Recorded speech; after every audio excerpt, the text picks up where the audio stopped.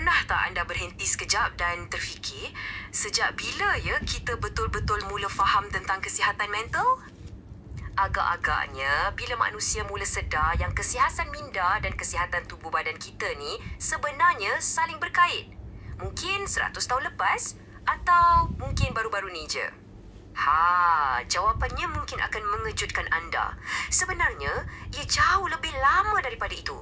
Jom kita mengembara kembali ke masa lalu dan kenali seorang tokoh yang luar biasa. Okey, kita akan kembali ke abad ke-9. Waktu ni zaman keemasan Islam tengah memuncak dan di sinilah kita akan bertemu dengan seorang sarjana yang hebat iaitu Abu Zaid Al-Balkhi. Cuba anda bayangkan sekejap.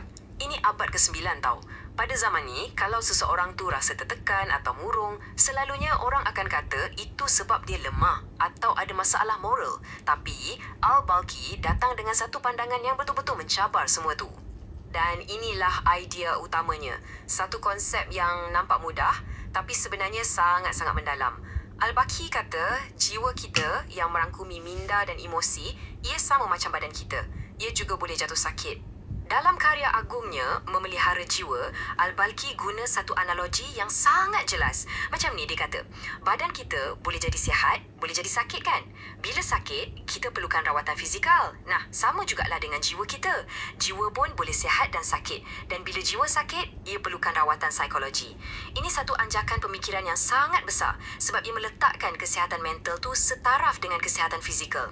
Menerusi kata-katanya sendiri, dia seolah-olah memberitahu dunia, hey, tak apa kalau jiwa kita tak sihat.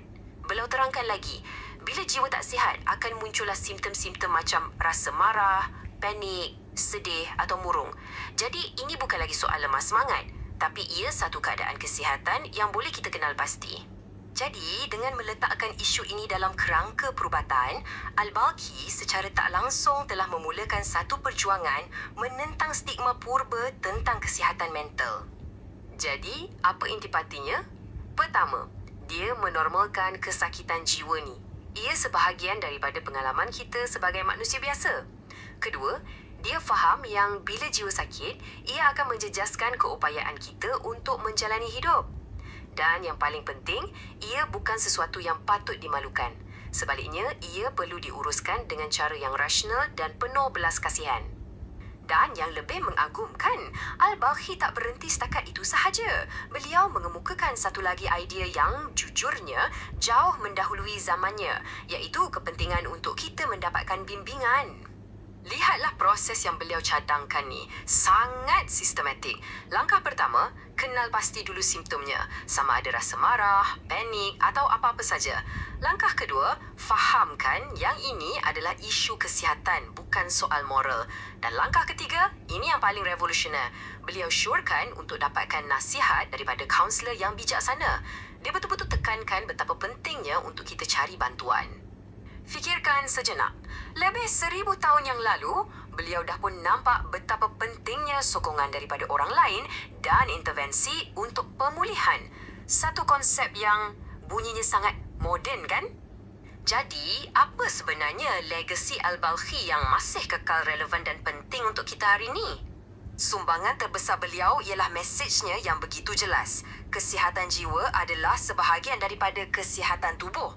Ia bukan dua perkara yang berbeza. Malah, beliau meletakkannya seiring. Senang cerita, kesihatan jiwa itulah kesihatan yang sebenar.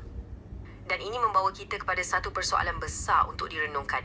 Cuba bayangkan, macam manalah agaknya dunia kita hari ini kalau idea-idea Al-Balkhi yang sangat rasional dan penuh empati ini diterima secara meluas sejak dari dulu lagi. Fikir-fikirkanlah.